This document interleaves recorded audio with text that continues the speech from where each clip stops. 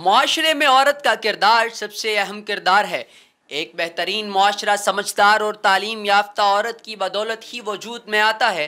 تبھی تو Nelson Mandela نے کہا کہ تم مجھے پڑھی لکھی عورتیں دو، میں تمہیں ایک پڑھی لکھی قوم دوں گا۔ پر اگر کسی عورت کا کردار داغدار ہو تو وہ زندگی کے حسن کو بگاڑ کر رکھ دیتی ہے۔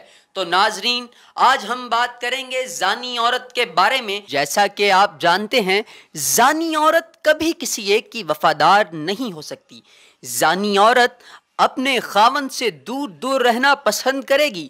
جب اس کا شوہر گھر میں ہوگا تو وہ نہ تو ڈھنگ سے بات کرے گی اور نہ ہی مسکرائے گی، نہ ہی خاوند کے سامنے سجے سنورے گی اور نہ ہی بال بنائے گی، خوشبو لگا کر ان کے پاس آئے گی۔ مگر اپنے شوہر کے گھر سے باہر جاتے ہی وہ کھل کھلا اٹھے گی، بناؤ سنگھار بھی کرے گی، مہکے گی، چہکے گی اور ہنسی مذاق بھی کرے گی، اور باہر کے مردوں کو چھپ چھپ کر دیکھے گی، غیر مردوں کی آنکھوں میں آنکھیں ڈال کر بلا وجہ مسکرائے گی، ان کی تعریف کرے گی، ان سے چوری چھپے ملنے کی آرزو کرے گی اور ان کے نام یاد رکھے گی۔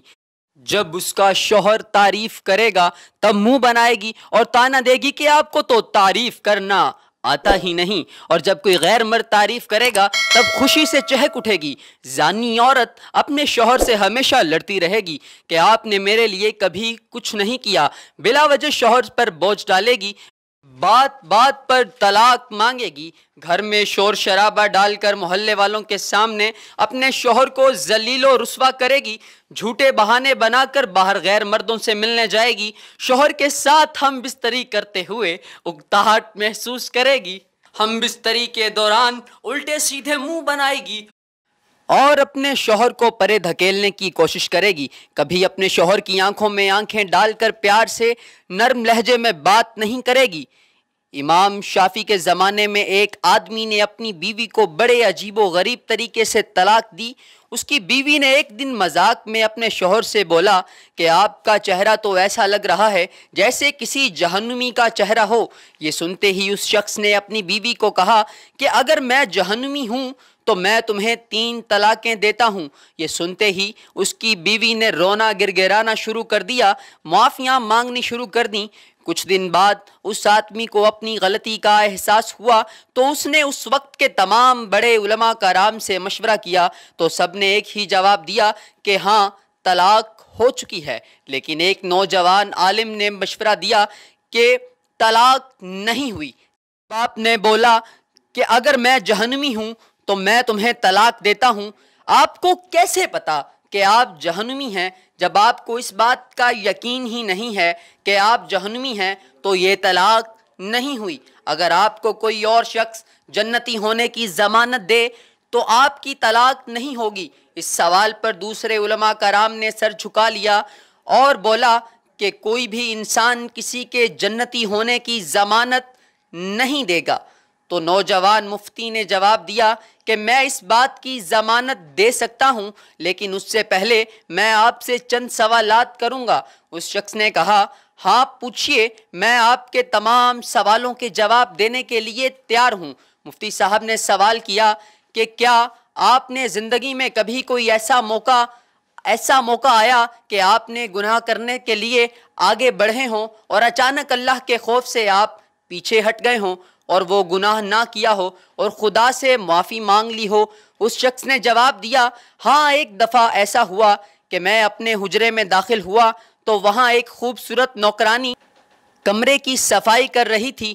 تو وہ نوکرانی بہت زیادہ دلکش اور حسین لڑکی تھی۔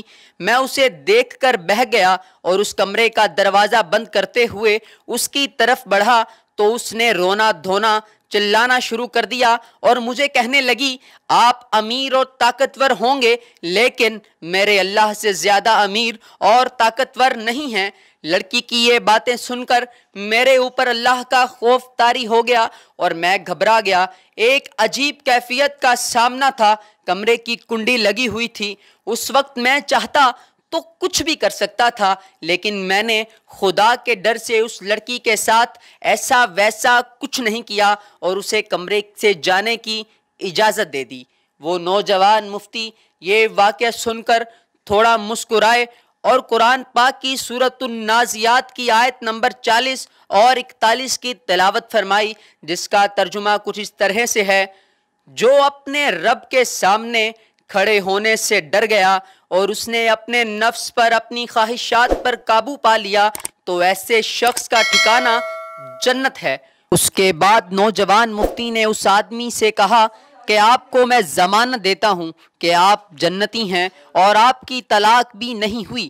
ناظرین، ہم سب کو جنت میں جانا ہے اور ہم سب کی اولین خواہش یہی ہوتی ہے کہ ہم مرنے کے بعد سیدھا جنت میں جائیں، مگر جنت تو ہم آسانی سے جا سکتے ہیں اگر اللہ نے ہمیں قوت دے رکھی ہے، اتنی طاقت دے رکھی ہے کہ ہم اپنے نفس پر قابو پا سکتے ہیں۔ اگر ہم اپنی خواہشات کا گلا گھونٹ کر خوف خدا میں رہیں اور اپنے اللہ کے بتائے ہوئے احکام پر عمل پیرا ہوں تو ہم ضرور جنت میں جائیں گے۔ دعا ہے کہ اللہ ہمیں برے کاموں سے بچنے کی اور نیک اعمال کرنے کی توفیق عطا فرمائے۔ آمین ثم آمین، اللہم آمین یا رب العالمین۔